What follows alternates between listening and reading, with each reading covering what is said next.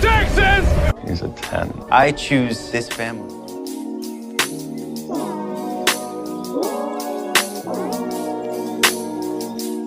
Hey guys, welcome to episode 137 of 911 Lone Star Roundup. I'm one of your hosts, Katie, and with me are my lovely co-hosts, Grace and EJ. Hello. Hello, everyone. Today, we'll be talking about Season 8, Episode 8 of 911, which was their fall finale, which was titled Wannabees. As always, there's so much to talk about. This episode did seem lighter in content, which I actually like, because sometimes there's just so much stuff to talk about. It's just like, oh, this is a lot, Yeah. but like now we can like there's stuff to talk about, but like we can breeze through it and then talk about other things. So it's always Yeah. nice when that happens.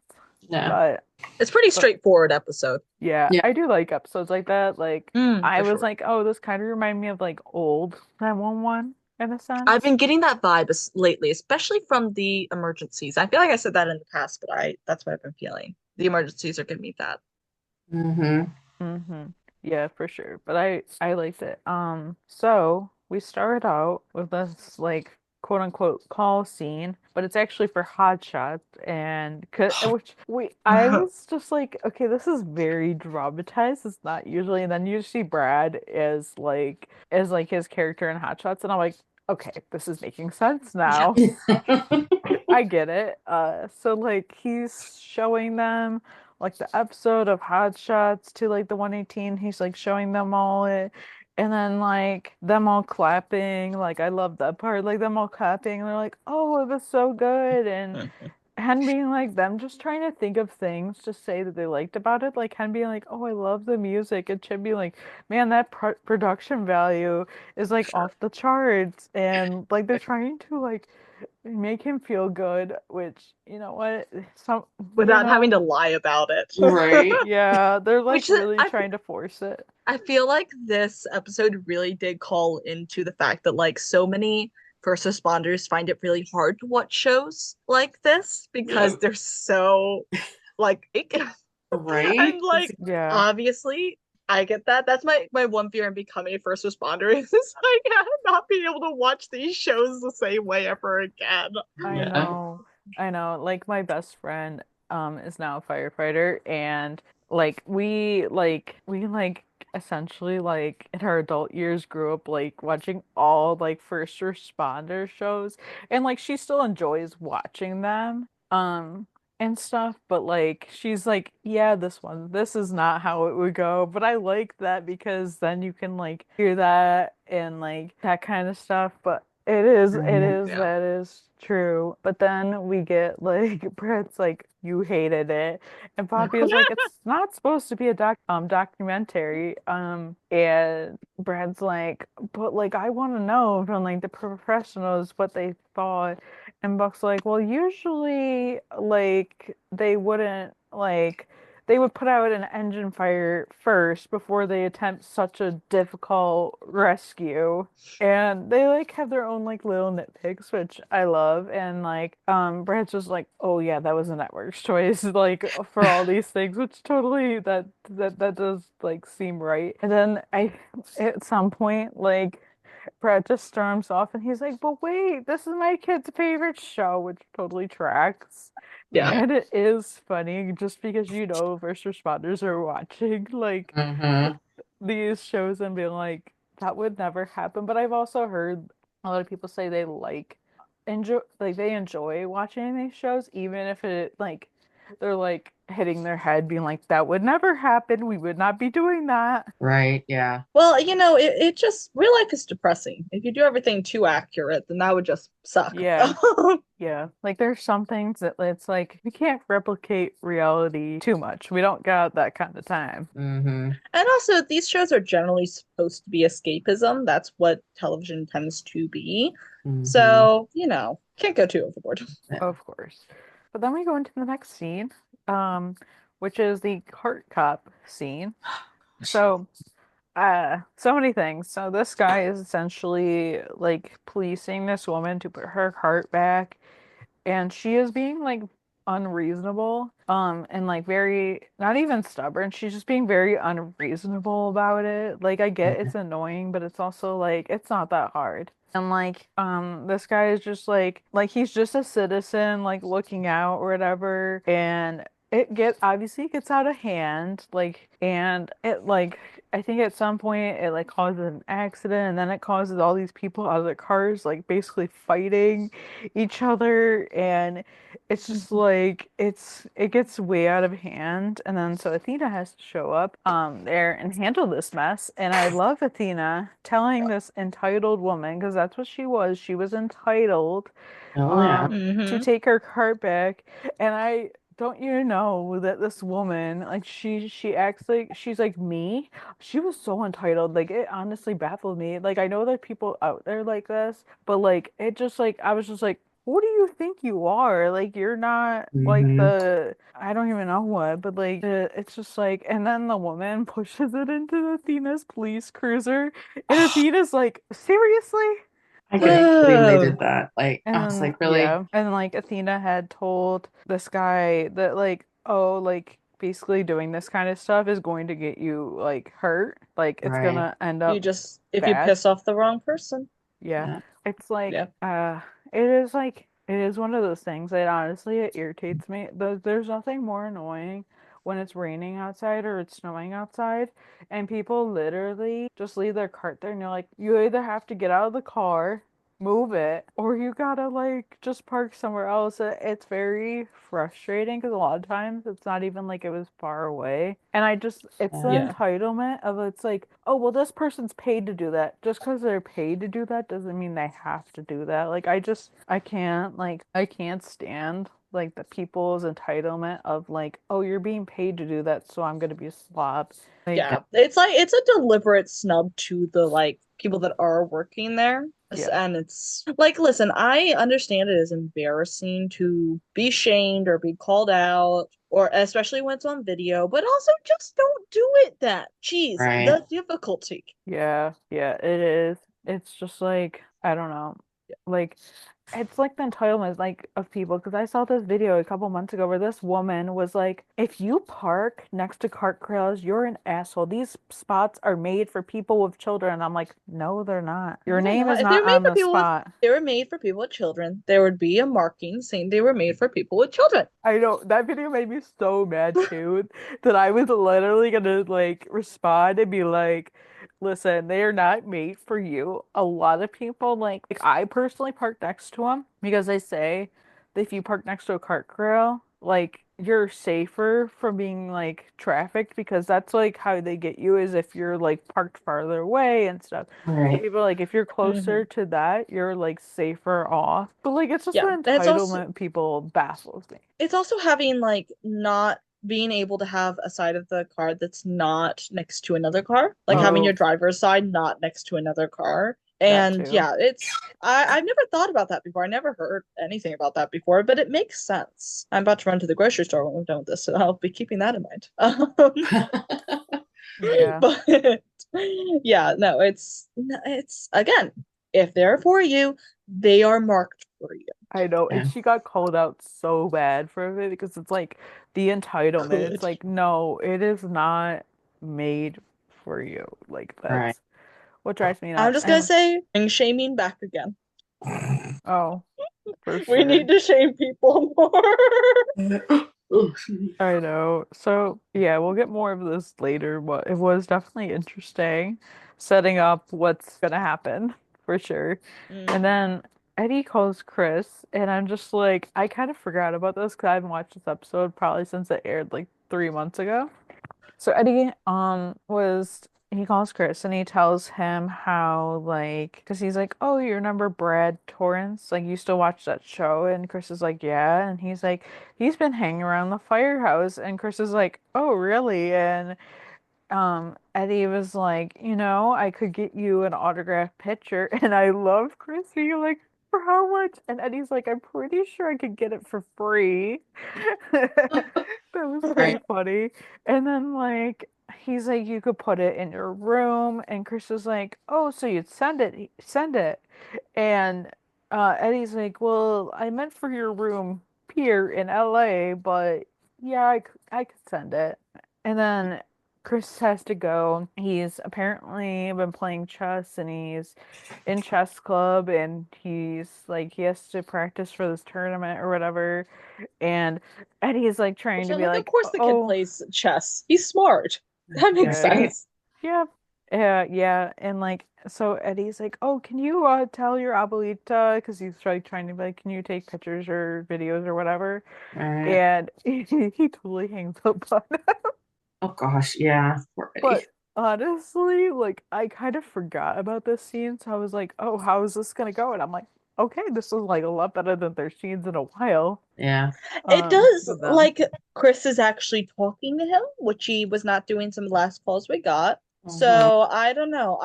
I would be at this point I'm just very interested to get some scenes with how Chris is feeling now.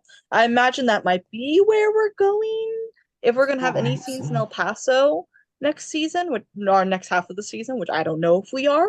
Like what's gonna I don't Yeah. know. I'm very interested to see. Yeah, definitely. But at least Uh, baby steps. Literally. Yeah, we're getting in the right direction, I feel like. We're getting closer to that at least. So then so the 1AT went to like some sewer like a basically like a car like blew up and then like something with the sewer, but then this is when they come back from the call and like on the call Brad had taken this like woman out like basically like grabbed her from the car to like quote unquote rescue her and it was obviously not with like no training, like she didn't have a Mm-hmm. sea color on or anything, and like obviously he's not a trained professional, and so Right. Bobby has to handle this situation. So Bobby's like telling Brad that like what you did was reckless and stupid, and Brad's like, well, that woman was in danger and she was trapped and she needed help, and Bobby tells him like if she had spinal injury and he carried her around like that,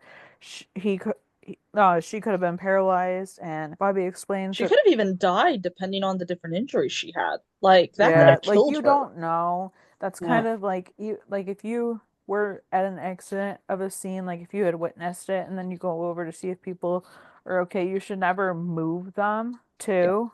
Like you And should just be like it's okay to check on them, but like leave it to the professionals. And like so yeah. Bobby is like explaining that like that's why they always put sea collars on before they move them, and Bobby tells Mm-hmm. Brad like yelling at him as he should that I was rooting for Bobby. I was like, Right. hell obviously go yeah. off. You know when he's Go yelling that Bobby. is serious shit. And so Hmm. he's telling him like you're not a real firefighter, and no matter what notes, because Brad's like taking notes, what notes you put down, nothing is gonna change that. And Yeah. Bobby tells them that he is an observer here, and if he wants to do something, he can wash and wax the bumper, because until Bobby says otherwise, when they're on calls, that's what he will be doing. And I'm just like, go off. And Hell yeah. Brad He is literally went, you are a guest in this house. Right. I love that line. Yep, he Yeah, did. that's what he was saying. He was like, you are a guest in this house, and that's how you're gonna remain. Right. Oh, we Good love one. it. Uh Yeah. yeah. And then Brad being like, got it, Bob. And Bobby being like, in this firehouse it's Captain Nash. And I'm just like, go I was like, Bobby. ooh, Right. I loved it. go off. It was a good moment. Like such a good moment. Yeah. So then we have the cart cop guy from earlier.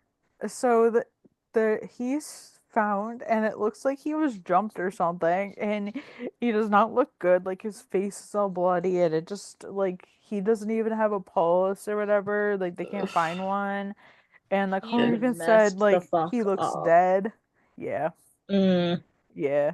And so Athena like is there and says how like he busied the wrong bud because she had said that earlier like you're just like the nothing good is gonna come out and so she was like that's what she said. And then so Chim and Hen get there and they're like, oh, he has no pulse and they're trying to get him back, and then like Athena is like investigating, and so like there's cameras in the back, but they aren't working. They've been on the fritz, but they're gonna get them fixed this week, so they say. And Athena notices like his GoPro is missing because he had a GoPro or whatever that he filmed everything on, and it's missing, and nobody knows where it is. And then Athena's like, "Oh well, do the cameras in the front work?" And they're like, "Yeah." And so Chim and Hen do get him back. But like basically they're like, basically he needs to get straight to the OR. So like Athena gives them like a police escort to the hospital. And then like the security guard before like the end of the scene, Athena's like asking like, oh, he's asking Athena if he'll make it, and Athena says he better because he's the only witness. Because it's not That's even true. like He's the they only one that can have, say. yeah, because it's not even like they have his footage. Like they haven't been able to find it at this point. And it's just Yeah. like that is suspicious to me. Like that's when I'm like, yep, that is so suspicious. I mean, it's like, of course, anyone is not gonna want to risk him still having his GoPro. So I'm not surprised that like anyone, like say even that he had just been randomly like, I don't know, mugged. If Mhm. someone knows what they're looking at, which a GoPro is kind of generally obvious as a camera, they're Right. gonna take that. But it's like it's clearly, as she said, he busied the wrong body, and now it's just a question of, well, who? Yeah. Who'd he busy the wrong body out of? Mm-hmm. Yeah, so Athena and Rick go to see him in the hospital, It was so good to and see Rick. I'm just saying. I know it's been a while. Yeah, it has It's been. been a while. Yeah, so Yeah, good. so and like this is kind of sad. And so like Athena's talking to him and he's telling her how like you can just say it, and Athena's like, say what? And he's like, I told you so. The cop cart got what's coming to him. And Athena's like tells him that whatever he said or whoever he provoked, he didn't deserve this, which is true. It's very true. And he doesn't like they're asking him what he remembers. He doesn't remember much. Like things are fuzzy, and he remembers buying some things like in the market. um, and then he went to like the south end of the lot, and then like he woke up in the hospital. Like that's all he Yeah. remembers. And like he doesn't remember the attack, but he knows that like his head was stomped on and there's a shoe print on it, and Rick's like, actually it's a boot print. And they're trying to identify the brand, but it's about a size 9. And then Mhm. like they're asking him like, who do you think did this? And he's like, I I think I have an idea or something. And then he goes, they're like, "Oh, you're gonna make us a list." And he's like, "No, I'm gonna write you down the link to the my YouTube channel." Because obviously he Yeah. records everything and posts them, which Yeah, honestly definitely helps. yeah. Which is why It's a like, lot of hey, people will do that. Just even like people that will meet up that sell things will even record their interactions for this reason, because you never know who you're meeting up with. Even if you Mm-hmm. meet at like a good location, you never know what happens. That's why a lot of people record a lot of different things and have them Right. online. yeah. So that's all we get for that for now. But then we get this scene with Brad and Eddie at the firehouse. And Eddie's like, "Oh, like good job." Um, or whatever and stuff, because he's waxing and washing and the bumper. And like, and he's like, "Oh, you can see in that it's almost like a mirror or vanity or something." And then like um Eddie tells him how like everyone gets an earful from Cap from time to time. And Brad's like, "Oh well, I'm not part of like the team, like I'm an imposter." And Eddie tells him, "Oh, that's not true." And Brad says how like, Mhm. "Oh, I'm 47 years old and I don't like he doesn't have one real thing in his life." And he says like, "You have your show and like that's real." And Brad laughs and he's just like, "Hot Shots is a trifle with an artificial sweetener." And that was good, the little metaphor. But Eddie is like telling Brad that like this show matters to people, and Eddie says like to millions of fans, and even mentions his son Chris is a fan. and he wants an autograph, and Brad asks him why he doesn't just bring him to the station to meet him in person. And then he's like Mm. explaining how that actually he lives in Texas with his grandparents. And then Brad's like, "Oh, well, that must be hard." And Eddie says how it's been the hardest 3 months, which it's crazy. It's been like 3 months I of know. of Yeah. that. But Eddie feels like there's a gap growing between them. And every time he talks to him, he's like this new person. And Eddie talks about how he is proud. Um, he's he's so proud of him. Like he's doing chess now, and he just wishes he could be more a part of that journey, like a little bit more. And Brad then starts talking about how his son was 9 when he left for a pilot that never went, and he didn't quite ever make it back to England. And he says how his son is all grown up now. He's studying to be an architect, and he's getting married in the spring. And Eddie is like, "Oh, congratulations." And Brad's like, "Oh, I'm still holding out hope for an invitation." That was just so Mm, sad, and I kind of felt bad for him just because I'm just like, Mm. it's a lot. But then, Brad, like, can I be bold enough to he's like, can I be bold enough to offer you some advice? And I was like, of course. And Brad tells him to not let the gap between them grow an inch. And I'm just like, mm, I loved this scene because it was like, in a sense, it was a random pairing, but it was like, it was much needed for both of them because um, Brad definitely needed like some talking to because obviously like so many things have been happening and like he's just feeling down about himself because he screwed a lot of things up and I everyone goes through that. And then like Eddie right. also needed somebody to talk to that wasn't Buck or Bobby or anybody that really knows him like super well. He honestly Hmm. needed like an outsider to talk to.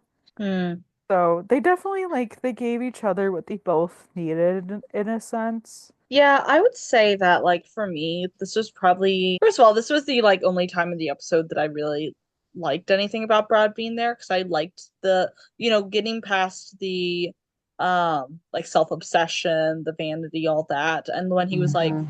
when he kind of broke it down, he was like there was just not much that he had past that.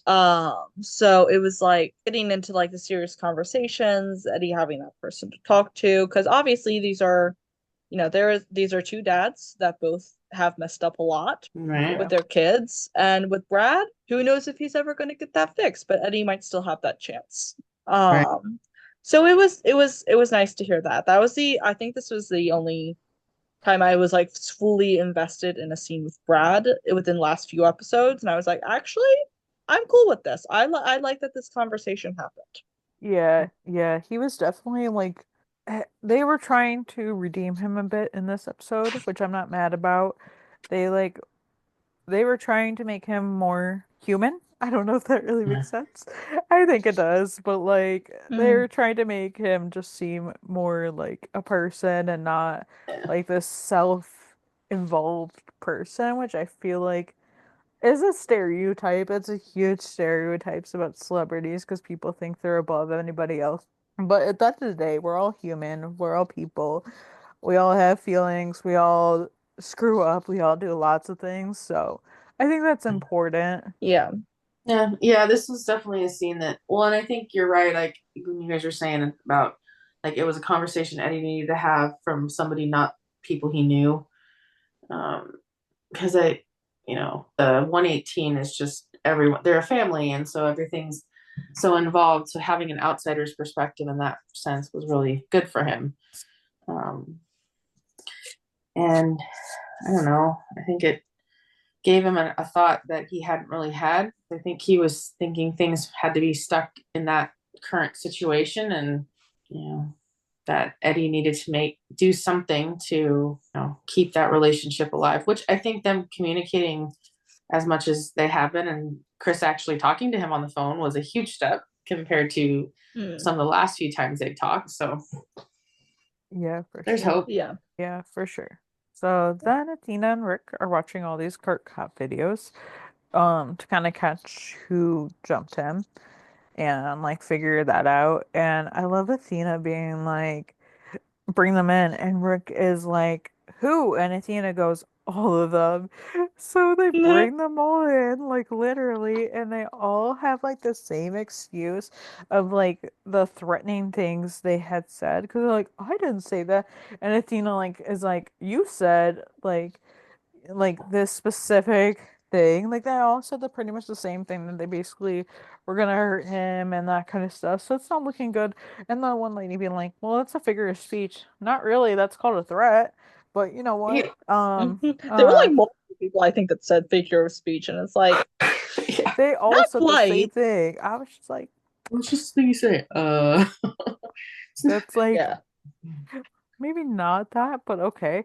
And like, so they can't figure it out. 'Cause like, then they're like asking him the shoe size. Like, oh, I wear an 8. I wear a 10. I wear a 12. Like, whatever. Like, and the one guy being like, get a search warrant. It's like, dude, we can just pull your shoe off right now. It's like, that's kind of ridiculous, but you know what? Whatever. Yeah, like sure, you're looking suspicious there, buddy. But also he was so suspicious he was obviously not the person who did it. Right. Yeah, He was he like was, the stereotype for someone that would do that. uh-huh. He was like the Yeah. lock you up in my cabin and in like the middle of nowhere kind of suspicious. Yeah, Yeah. yeah, he was. That was Yeah. definitely it. Uh, So yeah, there was that. And then the 118 responds to a call of a man that's going to jump over the overpass. So we get this call. And so Hen and Chem are basically below and they're trying to set up the safety air cushion and get it ready. While Eddie and Buck are trying to talk this guy down from the ledge. So they're like talking to him, and in the middle of this, like Brad is getting noticed as one would, and he's trying to like brush it off and be like, I'm nobody, like, and stuff. But then like people are like, it's bringing more attention, and people are like, no, no, we know who you are. And then they're asking for Right. selfies. It's like this whole thing like in the background. And then the guy that they're talking to, I think his name is Craig, he notices that it's Brad, and he's like, wait, is that Brad Torrance? And Buck is like, wait, you know who he is? And Greg is like saying how, of course I do. Like, I watch his show every single week. I've seen every single episode and like that kind of thing. And Eddie quietly reads Bobby and is like telling him, oh, like, our new friend, he's a Hot Shots fan, and Bobby is like, oh, no kidding. And so Bobby is like telling the people that are like crowding Brad, like back away from the engine, like we need you to step back, and like so that dies off for a second, and he tells Brad that like they need his help, and even Brad is like, my help, and Bobby is like, you want to be a hero? Now's your chance. That was your chance. And Brad goes over and joins them, and Craig is like says how he th he thought he'd be taller, and Brad's like, you're standing on a ledge, and that was kind of funny. And then like he does say a few things where I'm just like, but like he does like he comes up from it, like yeah, we all do that, and it's like it gets kind of dark because Brad is like so down about the show, like it's not really like meaningful like you would think, and not feeling like he's anything. But then Craig is like thinking that like Brad is everything. And he even goes my comfort captain, which I'm just like, that was so funny. Bobby, comfort captain. And It was Bobby is like, also comfort captain. Yep. so Yeah. that was so, and then um Craig is like, and Brad are like, they, it was funny because they started to quote something from Hot Shots apparently. And I love the look on Eddie's face because, and then Eddie looks at Buck and Eddie's like, what is happening? And, That's right. and then Brad's like, it's from the season 2 finale. And so, like, Brad had been talking about how like he thinks it's over for his character, like he's never coming back. Nobody said that, but like he thinks he's never coming back. And then like so Craig's like, "Oh, well you can't kill off Captain Banner and stuff." And like he says something like he's what keeps the 119 Fire Family together. And I think they mentioned it was in the 119 earlier this season, but I was like, they could have been more original than the Right. 119. Like, what's a good number for a fire station? How Well, about see, that was the whole 118? thing about the beginning of this season was that they were having the like alternate units play where everyone was like, why is it saying 119 instead of 118? That was like a lot of those Right. numbers. Yeah. I Absolutely. remember I that. mean, they could have been really funny and done like 126 and had us all go into a Though there like was a there, spiral, I but think it was in the third episode um of this season where it was like the scene where it was like going to where the plane was gonna land and they started Mm-hmm. dispatching everyone and they go one whatever and then they're like 126. I just oh, thought I Mm-hmm. it was remember that. funny. Yeah. And we were all like, Yeah, we hear the call. that's so far away, but yeah, and so they have like this whole um moment and then so Brad like they're kind of coming to like a like compromise promise because Brad's like, well, I promise that like Captain Boehner will wake up from the coma as long as you get off the sledge, which he does, and then like parts of the scene were a bit much, but like they accomplished what they needed to do and that happened. And then after this, when they're walking back, Bobby's like to Brad, like, "Oh, you saved a man's life," and asking him how he feels. And Brad says, for the first time in his life, he feels like a real damn hero, and he thanks Bobby for it. And then he turns around and he hits his head on the fucking mirror of the truck. No, but And why would Bobby's I like, do Buck, that? Eddie, need a life pack, which I thought was funny. It's always the funny moments happen like after this very Right. serious moment. And it's just like, oh shit, this is something I would do, honestly. Oh Honestly, yeah, I'm I'm like, yeah, that's surprised. relatable. I'm Yeah. surprised Buck hasn't done something like that. I mean, he's done, I mean, he, he ha- does. he does his fair They share of hold off the things, big emergencies for him. minus Uh, falling on pumpkin guts. well, that's another. I That's a whole other story. that's the curse, okay? Right. But no, Uh, so this scene, I will be real, I skipped most of it because I just found it to be so cringy that I could not take it. But all that being said, too bad, I guess. Yeah, it was fine. I do think it had some interesting messages in here and everything. I just found pretty much everything to be a little too cringe. But that's okay. Yeah. I just know I have a sensitive cringe meter. Right. Yeah, I think it was definitely while Eddie needed to have some clarity a few scenes ago, this was Brad's way of being a hero in his own right versus right. playing one on TV and seeing what the difference really is. Yeah, he needed a reality check, Yeah. honestly. Like, not even like in a bad way, but also like in like an important way, I guess is a good way to put it. But Yeah. like Yeah. he needed to be valued also. Like it is difficult because it's like sometimes things are like too like unserious and you need it to be like you need a loop back in again, I guess. Right. And like that's what he was needing because he was feeling like what he's doing on TV isn't important and like sure you're not the real heroes, but like and this is like and this goes for like all the shows that are on TV that like depict like first responders and stuff Yeah. or even what it is, like it might seem silly and it might seem ridiculous and you might not feel like it's important, but honestly, there are people out there that like these shows mean everything to them Right. and like Mm-hmm.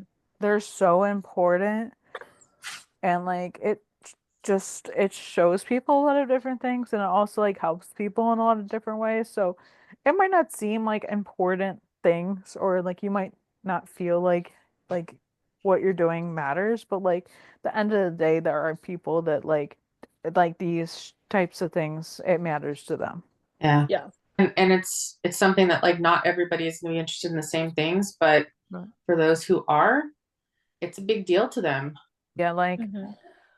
a lot of people are like, "I want to save my life. Lone Star saved my life." Mhm. Like a lot of shows have saved people. Honestly, I feel like that with a lot of different shows Yeah. for a lot of different Absolutely. reasons. Right.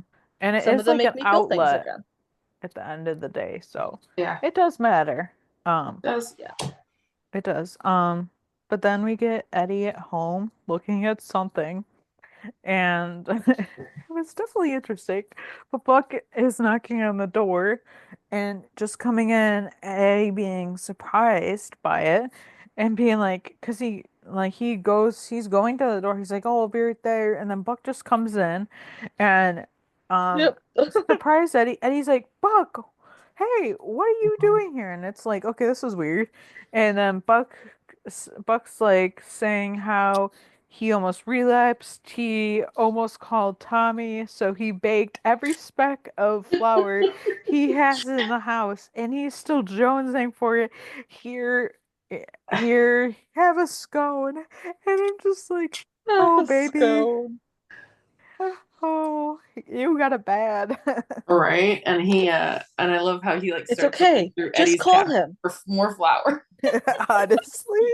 Uh, And then Eddie is like, "Oh, it's good. What's your secret?" And he's trying to distract Buck, and Buck's like currently looking in his cabinet because he's like, "Oh, I can make snickerdoodle cookies if you have the ingredients." And I'm like, "Why would Eddie have the ingredients to make snickerdoodle cookies?" But I know that He can like barely cook. I know that a lot of people will have the ingredients, but I'm like, we're talking about Eddie that would burn mac and cheese.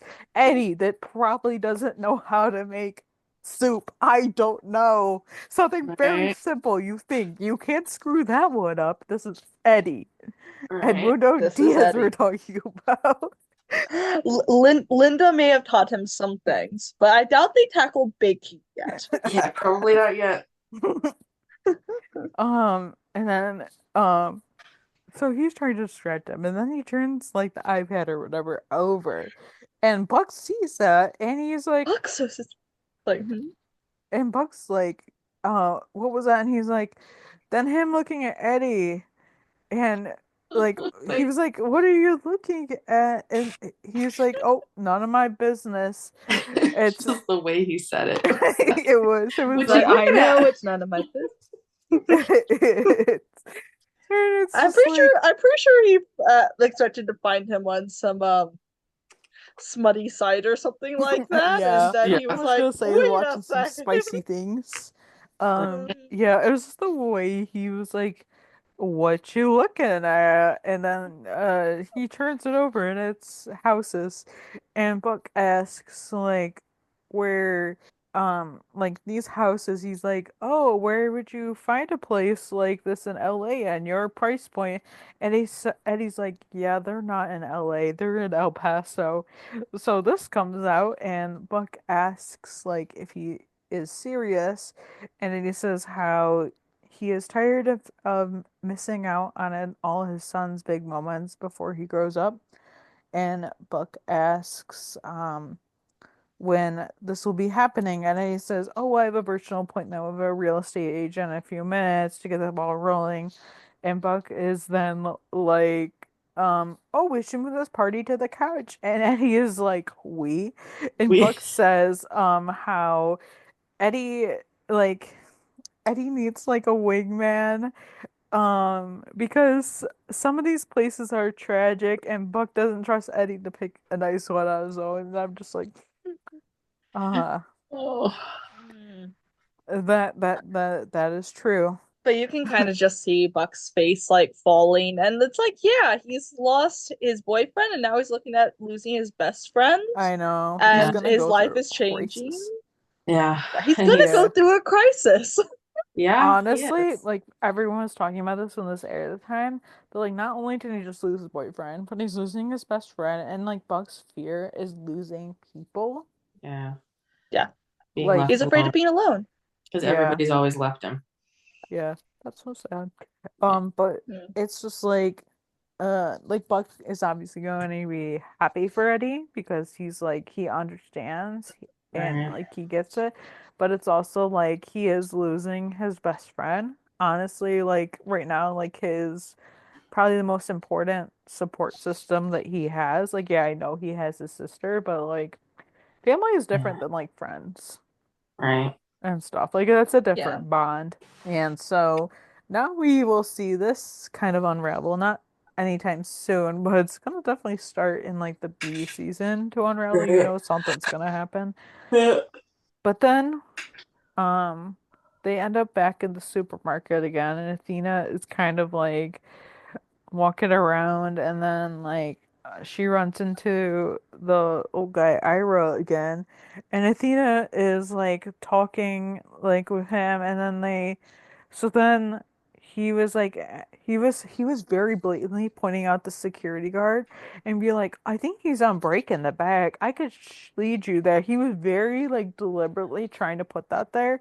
And so then they get in the Mm-hmm. back, and she was talking about his shoes, and like she's um like they find out in US he would be a size 9 because he was like very adamant, oh, I'm a size 8, but he was ordering UK shoes.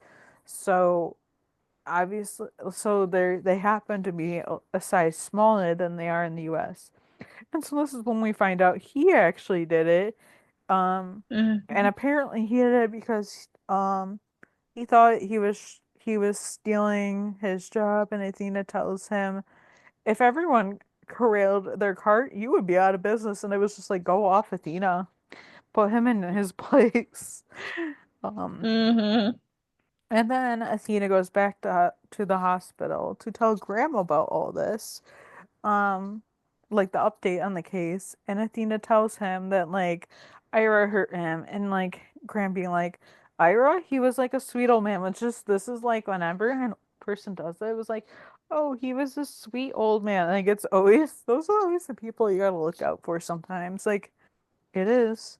Yeah. And he was so confused about that, which I totally understood. And then and then Athena was explaining this to him and saying how like Ira isn't actually Ira though. His real name is Maurice Smith, and he's wanted for jumping parole in North Dakota 5 years ago. He was also a two-time convicted criminal for felony assaults and brutal ones. They showed pictures of it, and I was like, oh, I'm gonna look away now. And Oh, then Yeah, Graham, that was Criminal Minds sort of content, which I right. love Criminal Minds. But I was like, oh, okay, so we might see him on that show next. Or literally, maybe he I mean, was I on the watched some show already. pretty like gory, like gross stuff, but like I was just like, oh, okay. Um, and then Graham was surprised, and he asks Athena like, what tipped her off, and she actually goes like, your camera, and she like watching like things, and she says how she was suspicious of him because he kept avoiding the camera, like he was not Uh, wanting to go viral or be seen, which I Right. get some people probably wouldn't, but like that's a little like he was avoiding it on purpose. Like if you're Yeah. caught in the background of something, like people will be like, it Right. happens all the I time. I mean, I think I find it interesting because a lot of the people that don't want to be shown on camera put their like hand out to the lens to block it. He covered his face, Oh, I forgot about that. Yeah, he did. which I thought interesting to begin with, but like since like the revelation about what happened, it's like, Yeah. oh, that wasn't a I don't want to be filmed. That's a I don't want my face out there, Yeah, which Right. is because interesting in hindsight. yeah, And because people will literally put up a fuss if they don't want to be filmed. They'll be like, you can't do that. As long as you're anywhere in public, there's no they I forget how they word it. Basically, you have no right to privacy because you're in public. So if you're in the behind, so, like if somebody's filming something, you're behind them, or even if you're in, you can't like put up a fuss about it because you can't right. expect privacy in public kind of thing.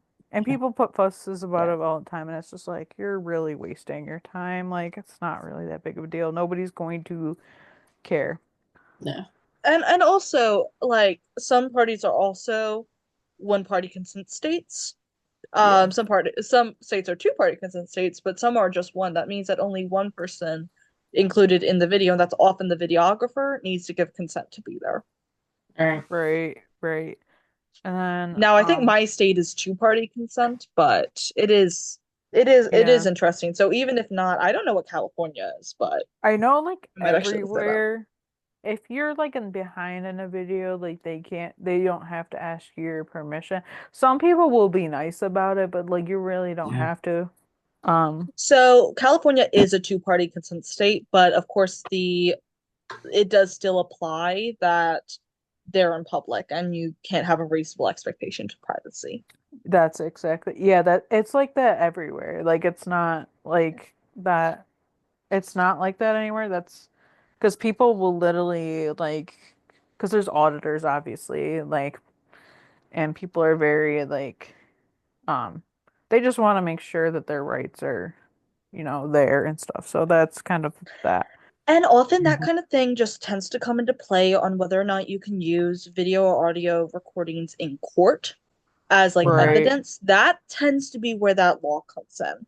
It's a little bit less about protecting your rights and a little bit more about protecting, I think probably more about the right towards not self-incriminating. Mhm. Uh, Right. but of course I am not a legal person. I do not know that for sure, but that's just kind of my guess with my knowledge of the legal system. Yeah. But then Graham asks if Ira is going back to prison, and Tina's like, yeah, for a long time. And then like Graham is talking about how people tell him that like the cart cop thing is like, they have things to say about it, and he's like, you know what? It was never about like the carts, and Athena says how it's about what the carts bring out in them, and like she understands it, and Athena and him both wish that people would choose to do the right thing, but you can't shame them into it. And then because then they tend to double down. Once that's a thing for like everything. But then Graham Yeah, asks people don't like how, being called out. no, Right. but it's like sometimes you need to be called out. Um, Oh yeah. and then Graham Again, asks, we need to bring back shaming a little bit. yeah, I would agree. And then Graham asks how you stop the moral decay, and Athena says by setting an example, and she thinks he is ready to go pro. And Graham is just like, you think I could be a real cop? And then Athena's like, I say, like, maybe I say this with all the love in the world. No, but there's a job opening at at the supermarket, and Athena talked to the manager, and she said as soon as Graham is back on his feet, the job is his. Yeah. Which And I that's so thought sweet. was like a perfect ending to this Right. because like that's honestly what he should be doing and Yeah. stuff. Like his heart was in the right place and he was trying to do good, but obviously you have those people that are very entitled and think that they're above everyone else that are going to cause problems that are going to give you shit for it, and it's just Yeah. like it's sometimes you gotta just pick the better position to be in. Yeah. Sometimes you just gotta pick and choose your battles and where you want to fight them from. That's true, because there are times when people like just where I work are so rude, and sometimes it's like you're either gonna pick it you gotta pick and choose your battles essentially, and I'm just like Hmm. sometimes you just have a moment when they walk away, and then that's that. Right. Unfortunately, as like when you're in customer service, there are times that you want to be able to fight a battle, but you can't at risk of your jobs. So Yeah. Right. there's also that. Oh, yeah. See, yeah, it is true. I mean, there are things that I want to say sometimes, but I will not. But my coworkers had the second they walk away, we're definitely bitching. Oh yeah. We say some very interesting things, but honestly, it's what makes us human, because everyone's human. Uh, but Yep. then we get that final scene. So Eddie, Buck, and Chim are helping Brad with his hot shot scene. It was kind of funny, and this was Yeah. something. And so then that's how the episode ended.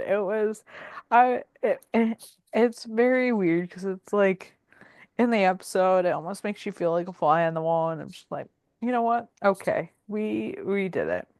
Right. Yeah. And it was funny having Kenneth play, Chim playing the doctor because I remember Kenneth Choi in Glee playing Yeah, I the was just kooky about to say doctor. that. Yeah, he played a doctor in a couple other shows too, which I Yeah. find funny. Yeah. Yeah, It's that was something. it's also just fun to see like actors that we already know are good actors pretending to be really bad at it. I know it was so funny because there was like this, I don't know, it was like some behind the scenes video that the 911 page did or whatever, that was like Brad Pitt playing playing two different characters. It was like I'm playing Brad, but I'm also playing the captain. So it was like so funny, like the actor explaining it. They're like, "Oh, I'm playing this, but I'm also playing that," and I always find that funny. Yeah, It's yeah. I don't know. Yeah, this was a cute scene just because I just wish they would have had Oliver speaking in his accent, just playing Brad. It would have been funny, Yeah. but Would be funny if he had a horrible English accent. Yeah. he probably could It would fake be one. probably. I mean, An English actor playing American playing English. I mean, not Funny. every British person has the same accent either, so we could have just Right. attempted to do a British accent that's not his, Uh-huh. like a That's different regional true. accent, and then just Yeah. Or fucked like it up. American British, because like that's definitely a thing. Like because I had my great grandmother was from England and stuff, and so she had like sort of like an English accent, but like she also lived like in America for like all like she came over here like after, I don't know, after like my great grandfather was like in the military, and then they came over here, and Mm. then so they lived here for like she lived here for probably like 34 years or whatever, however long it was. And so obviously like she like her accent like developed to like something else. So like sometimes she sounded really English. Like sometimes she would be like sound very English because she'd be like, "What the bloody hell?"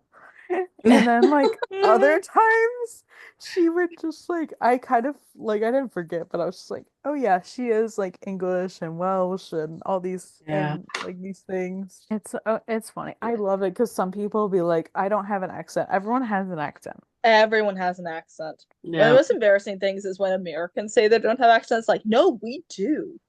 Yeah. I We love all that have different though. accents. Oh yeah. I love like it's funny just like posting videos online. I think the first time it was like people from different countries, like maybe the UK and maybe like some other countries. They were like, "I love your accent." And I think it's so funny to hear from a country that has quite literally one of the best accents. No, it is very entertaining. Because again, a lot of accents are also regional as well, and we have a lot Right. of different influences in our accents because we are so heavily settled by so many different countries. Mm-hmm. Well, not so many different countries necessarily, but immigrants from so many different countries. Yeah. So it's very interesting to hear, if you go any particular region of the US, what it is. And same can be said for any country, really. Even though I feel like maybe smaller countries would have maybe less dialects, less variations. I don't know. I could be wrong about that. Yeah. Anyway, accents, fun. You can also pick things up too, because like some of my coworkers, we spend so much time together that we start talking like each other. Like my one coworker will be like, she'll be like, "What the hell?" And so then one day What randomly, the I hell? started talking like that, and I was just like, my mom's like, "Why are you talking like that?" I go, "I don't know."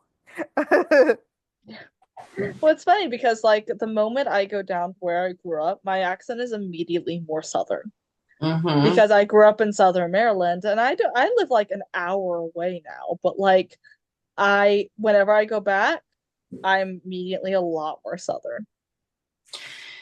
Yeah, I don't have as much up here, but when I do go to Minnesota, it gets really thick with the Minnesota, don't you know, accent. And then when I listen to a lot of country music or I start talking fast, I start like having the y'alls and the slang and the a lot more southern accent. And I didn't grow up there, so it's just something I think it's from listening to Yeah, country all my it life. happens. Like you can literally spend time in like another country and develop like that accent just from being there. Mm-hmm. Yeah, Also, it's I so do have interesting. I do also have that thing where I get stuck in accents, which I have heard is a side effect of especially ADHD. I think it's called echolalia. Hmm. Where if I hear an accent and my brain happens to be that way at the time, I get stuck. At the Huh. record, I think I've been stuck for 3 days in a row, which is a lot. But that tends to happen a lot more when I'm stressed. But sometimes I'm just talking, or I'll be watching a show, and it's like a British show or something, and then Mhm. I stop and I just go bloody hell. Obviously, that's Bloody not hell. even I'm not in it right now, but I'm just like I start talking in a freaking English accent. I'm like, just go away before I work tomorrow. That's all I ask because it's really hard to explain at work. Yeah, yeah, it is funny. It is it is. There's just nothing like having to fake your own accent. Yeah, Because I have recorded podcast episodes before having to fake an American accent because my brain is fucked up and it's doing something else. It's funny. it is funny. All in all, I liked this episode. I don't know. I'm excited for like the return to, Yeah. um, especially since we watched this right before the next episode, like a week before, and it's also going to go up on the same episode that 9-1 will be back, so that'll be fun. Um, Yeah. I'm glad it's back. I'm glad it's coming back. I know, me too. Yeah, Like me too. I'm I'm looking forward to it. I know it's gonna be like back into the swing things, but just like with 9-1 Yeah. and stuff, and it'll be interesting. I know I just watched the new promo or whatever, and I was like, oh yeah, this was right before the next episode, so we could talk about the promo again. Hey. So yeah, we'll do Yeah. that. So basically, Josh is saying how they have like a hostage situation, um, and then um Maddie's like says how she got his location, but then Athena shows up there and said nobody's here. And then Athena is talking with Bobby and she's telling him like something is not right, and Bobby's like, "Oh, nothing about this is right." And apparently it's the most intense season yet, which I'm just like, "Oh, great. I don't know what I to think think of that." I will say they say that every season. I was gonna say like it's definitely like a teasing element that shows do. They'll be like make things seem more dramatic and I'm just like, "Oh, honey, hit me." Like tell me how, you know. And then Athena Right. is inside this house and with a flashlight and her and Captain Maynard finds ties, rope, and then they see blood. And then Athena is talking to Rick in the car, and she's on speaker with Jim, but I'm pretty sure this is like an overlaid, and this Athena is talking and like some to somebody else or whatever, and then we see different clips. So Athena is saying how like he's a damn serial killer, and it looks like he took Maddie with him. And then we see like Henan, Buck, and like stuff. I think she might be talking to them. And then Bobby tells Jim, "Oh, we'll find her." And then so Maddie is attacked, and then she is gagged with like a rag or like a towel or rag or something by this dude. And then she passes out, and I'm just like, "Oh shit." Right. And I'm just like, why is it that like like a season apart from each other, both Maddie and Jim were essentially abducted? Oh, And yeah. it's also not the Yeah. first time Maddie was abducted. Good point. Yeah, that's true. That did occur to Um, me. yeah. I mean, I have heard theories online that people are speculating that the person is actually a woman. I So know. who I was knows gonna what it say, it, it might be, a far out theory, but it might be a plausible one too. We really don't know. yeah, I was gonna Um, say after this, I know I said dude, but like I was thinking about this earlier when I watched this, and I wrote down, I was like, you know what? It could be a woman, but you know what? I'm keeping it because honestly, you never know. Right. I'm, You that would never be know. interesting because like a lot of Yeah. times, like men are like the abductors. Like people don't suspect women. I think like it's the same about like a lot of things. Like, Yeah. so it would be interesting to get like Yeah. that other angle for sure. Yeah. I don't know. I don't like, I mean, I know there have been like things online about different storylines. Honestly, I don't even know. I don't like have any like things I want necessarily or like um theories or anything like that. I mean, I've read like different things that happen. I know in this episode they're like saving like animals from a shelter or something. Like it's Mm. on fire or something. I think I remember reading. Oh, so I might cry. Good to know. I was like, please don't hurt the animals. I will drive the fox myself, and there will be problems. Yeah. I don't. I'm interested to see what happens in the next episode, of course. As far as this goes for like the fall finale, it was okay. I liked it more than I liked last episode. I will just say I am thoroughly done with Brad, and I do hope this is the last of him because I've seen multiple episodes more of him than I've ever wanted to see. Um, I'm pretty sure that so was the last of him. I'm pretty sure if it's he comes too. back after this, I'm going to scream. I like where it ended. I didn't Yeah. really have a major problem with him. I didn't really like where He they drove me up a wall. what they did with him in the last episode, but other like if they had left that out, I would have had no problems with him.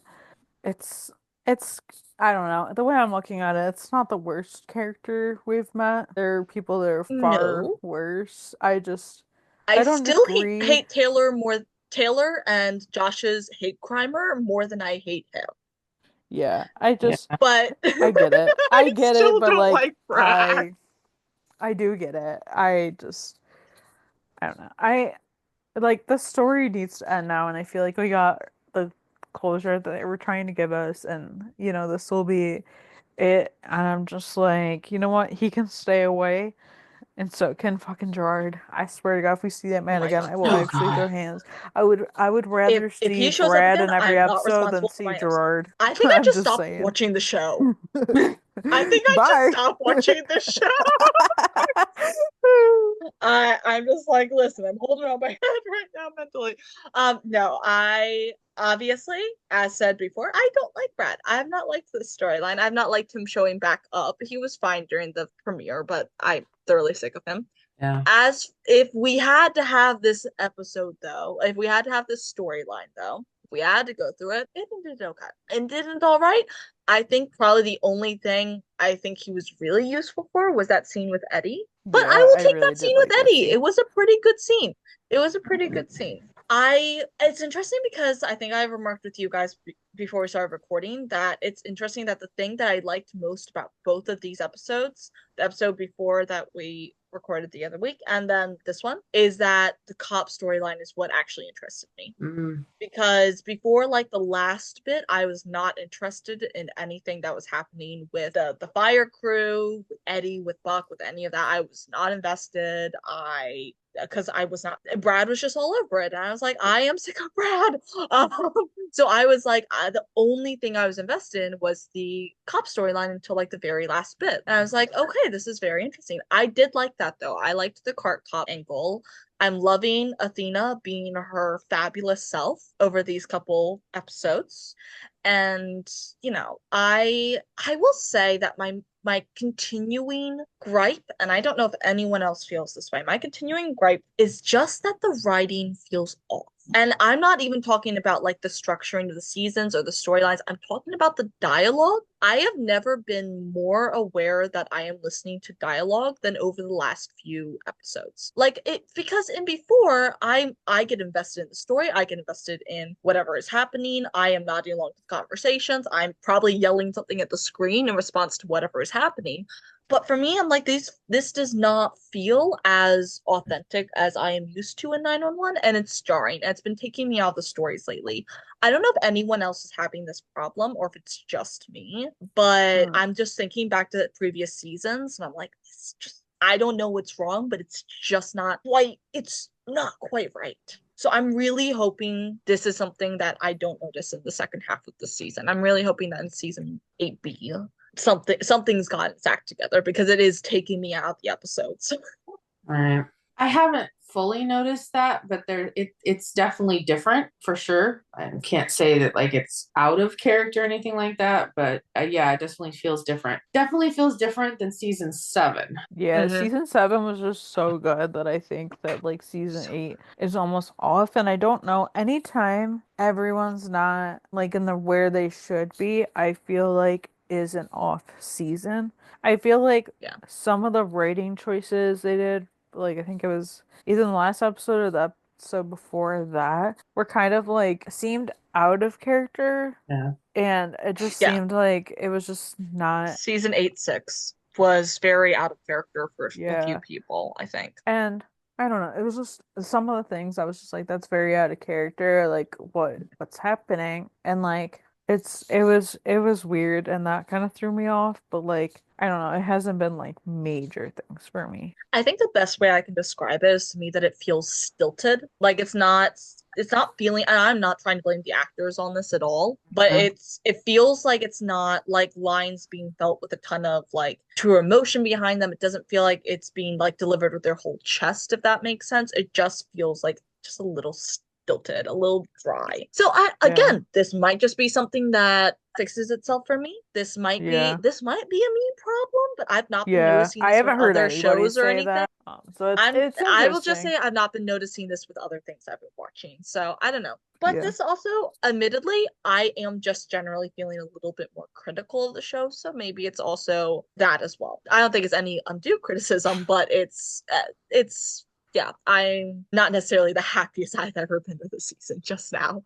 So you know Yeah. what though? I am going into season 8B with an open mind. I am very interested to see what they do. And this does sound like an interesting start to the second half. It really does. The promo sounds very interesting. And I am very ready to see Athena doing some detective work. I know, Yeah. I'm ready for like the detective cases to start coming up again, because there were like seasons where they were tackling a lot, and yes, it's not only the Season primary. 4 in particular, oh, it's so good. Yeah, like it's not the primary point of the show, but it is nice to see these like cases again and like see Athena working different things Yeah. and stuff. I like more of like the detective work than I like kind of what we got in the last episode. Yeah. And stuff. That's just kind of my opinion on that, and I don't know. More detective work, less We'll see what policey. happens. Yeah, Yeah. that's kind of how I'm feeling. Which I think I agree with. Even as interesting as I found last episode, I agree with that. Also, just saying, poor Buck, the people around him just keep either breaking up with him, moving away, or apparently getting kidnapped, which is a very specific to him experience. But like, leave the people around him alone. Literally, hasn't he been through enough? Yeah.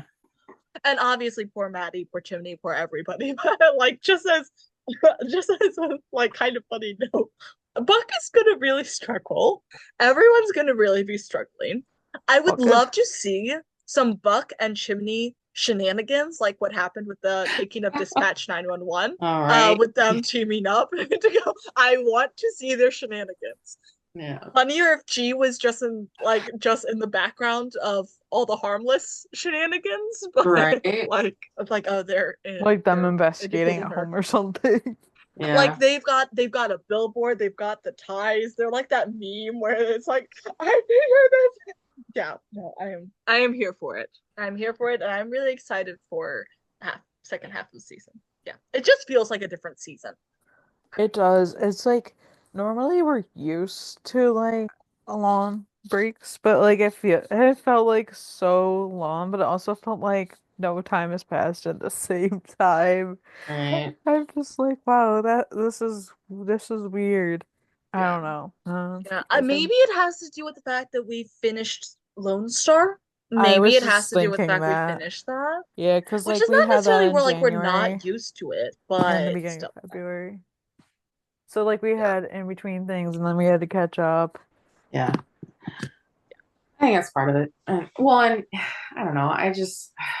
It's hard because I don't know. Like this episode was cool. I think there were some good elements to it. I think Eddie needed to have that conversation, and I think Eddie truly needed to face the fact that if his son wasn't coming back and he still wanted to have the relationship he had before with his son, he's going to have to make more effort to make that happen. And this may end up meaning he moves for a temporary time. The Brad, I could take it or leave it, but I kind of feel what you were feeling with the whole like so much Brad you could do without. Yeah. Um, I he just felt like a comedic character to me, so it didn't really 100% phase me. But I don't really have any specifics. Like they're definitely playing it up like Maddie's gonna get kidnapped again, and I was like, or we know she's going to, and it's like, could they have picked somebody else? Yeah, and that it does interest me because I did see an article about it, which I'll kind of read a little bit of, but basically like it's going to be like a two-parter with like Okay. Maddie being basically caught in like a man's crosshairs. So I don't know, maybe that clears up the man woman thing. And like most 911 cases, it's rooted in reality. There was a serial killer who was calling 911 after he killed people, crying on the phone, "I feel so guilty," and "Oh, I did it again and I can't stop myself." And it basically was referenced from a 1980 case of a Minnesota weepy voice killer.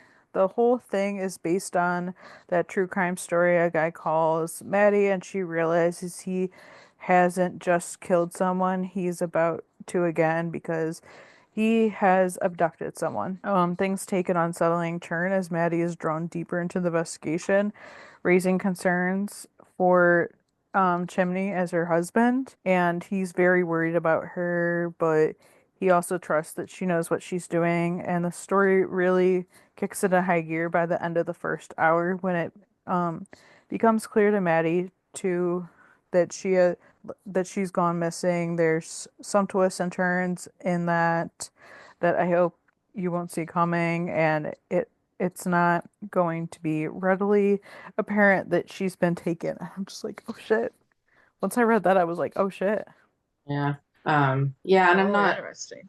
and I feel bad because we know she's pregnant, so that's I'm Yeah. worried about that. And then, other stuff in that like I'm worried about Eddie moving because I don't Yeah. think El Paso's the best place for him to be.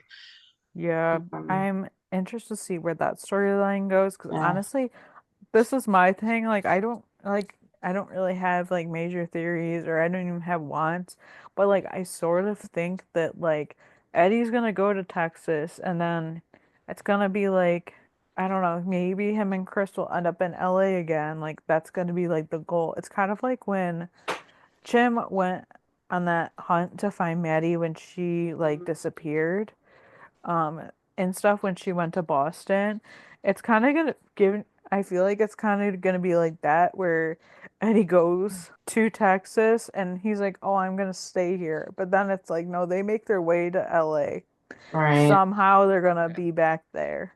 Yeah. Um, Uh, It largely just depends if Ryan is wanting to leave the show, which we've not really heard anything about, I don't think. But I don't. also, you never know. Maybe it could be for personal reasons. It could be maybe he's had some other big opportunity, or maybe he's just leaving for a period of time because he has another opportunity. Like, I don't possible. know. I I I, feel I like will it's say, less Ryan and more Gavin. yeah, which we've definitely talked about Gavin and him being absent at different points and all that. And I hope the kid's doing okay. I really Yeah. do. His And of course we'd sister, love to see him back, but not at the expense of his health or his, right. his I li like him growing up. Maybe he's growing up past it. Yeah. Right.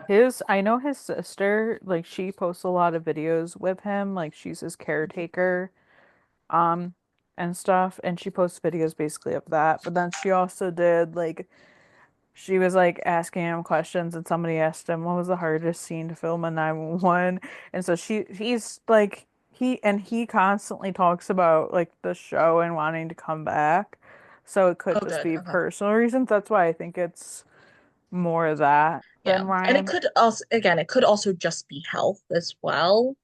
Um, but obviously we don't know that. Right.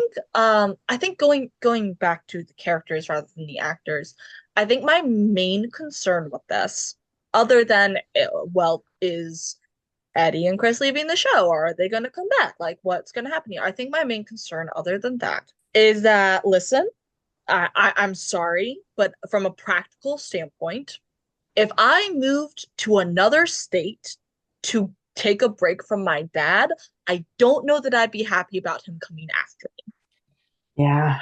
Yeah, Like that's if I am what 14, 14 years old and can make my own damn decisions on whether or not I'm ready to come back, I don't know that I would be too happy about that. So I'm a little nervous because realistically, I'm like, I don't think that'd go over too well.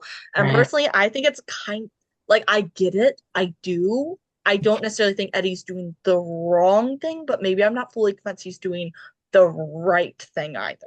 I Right. feel like yeah, maybe he's overcorrecting a little bit, Yeah. but yeah. maybe that's not going to be a concern within the show world. I just think realistically, that's an overcorrection a bit. Yeah. Or at least have a Yeah. conversation with your son and your I was gonna parents. Like, say I would Right. hope there would be a talk conversation to there, or talk even to Chris. be like, "Hey, I'm thinking of moving in with Texas, but it's not like I'm asking you to like be Yeah. move in with me again. You can like stay with your grandparents as long as you need, like Right. always be here kind of thing, Mm-hmm. but not forcing anything because that's a Yeah. good way to make your kid resent you." Yeah. I think I would just like, in just talking to Chris, be like, you do not have to speak to me if you don't want to. You don't have to see me if you don't want to. There's nothing you need to do that you don't want to do. I just want to be around if you do need me, and so that I am there for when or if you want me back. Yeah. And And I I think that's probably the best way to put it if he is so dead set on moving. yeah, and so yeah, I definitely like I feel like Chris needs to be a part of that discussion. He can't just be left out of that. So I feel like Eddie moving is premature, but we also don't know what part of because you know how they sometimes don't film the episodes in order when they come back from like hiatus. That might be Yeah. the end of an episode, and throughout that episode there's conversations or he mentions is that well Chris is open to me moving back there, so there might be that you know, and I don't want to see Ryan leave the series because I really like Yeah. you know Eddie as a cast member, and I would love to have Gavin and Ryan stay, but you know Absolutely. like we said, you Same. know, if that's their choice then that's their choice. I haven't really got the vibe that he's leaving because he's kind of doing his Yeah, own thing still, but he's I've if yeah. he's not filming, you know, he's, you know, got some more free time right now. Maybe he decided to take a little time away. Don't know. Yeah, And I'm not. Maybe he's spending I don't time with know. his kids. Maybe he's doing some professional stuff. Maybe there's stuff like that. Yeah, no, I think you definitely have a good point, EJ, with it might just be a conversation in another episode. I think that's what I'm saying that I want because it is my concern right now if we yeah, don't get that. right. But of course, we don't know until it comes back. I'm just putting that out there as like a point I haven't heard anyone talk about, and I'm like, just say. Yeah, As someone who has had at different points in her time strange relationships with her parents. So, Right. right. but yeah, And I Eddie remains as one of my favorite characters though, so I really hope this is not the end. Oh and yeah, I know agreed. there was an article that I think twisted some things that were said that after Eddie leaves, so like there is like kind of confirmation that he does actually leave. Mm. But it's like he leaves, but then Ravi comes back. So I'm hearing we get some Ravi content, which I'm I'm here all for here Robbie. for. I have seen him on set. I saw a photo of him on set. So I was like, hell yeah. Yes. And he's just That been there. literally everyone was so excited about that because there was a time where he was asked if he was coming back and he gave very just like very like Mhm. weird answers of like, no, I don't think I'm ever coming back to 911 and like that kind of thing. So it's just Yeah. like it A was lot like of there was people, from what stuff I behind the heard, scenes. got a vibe that something had happened behind the scenes. So a lot of people thought he wasn't coming back. And I obviously we have no way of knowing until someone else discloses what happened. But I am glad to hear that he's coming back. Yeah. And hopefully we get some good content with him. Oh, I hope so. Yeah.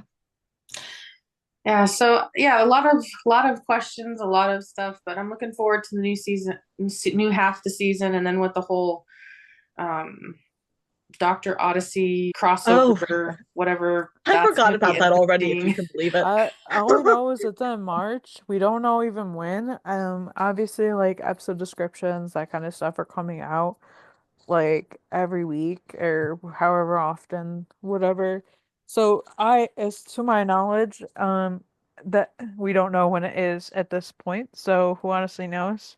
I know we Right. talked about the end of last episode, and I still think it's going to be like Justin Dr. Odyssey and Athena will cross over, and that will be it. It's not going to be anything like dramatic or like Yeah. big scaled or anything like that, but it'll definitely be interesting for sure. Mhm. Yeah, and I think there was some Yeah, confirmation that Dr. Odyssey has finished filming for the season. I think I saw that. So it whatever is going to be has already been filmed. Yeah, I know, I Yeah. know. It's like that time of year where you're just like, what will be picked up, what will not. I Right. know a couple shows I watch, either have been confirmed or it's not out yet, which it is pretty early anyways. It's just about March uh, and stuff, so we'll kind of see what happens there. Yeah. Yeah. I'm not worried about 911 or anything like that. I'm just Oh saying, no.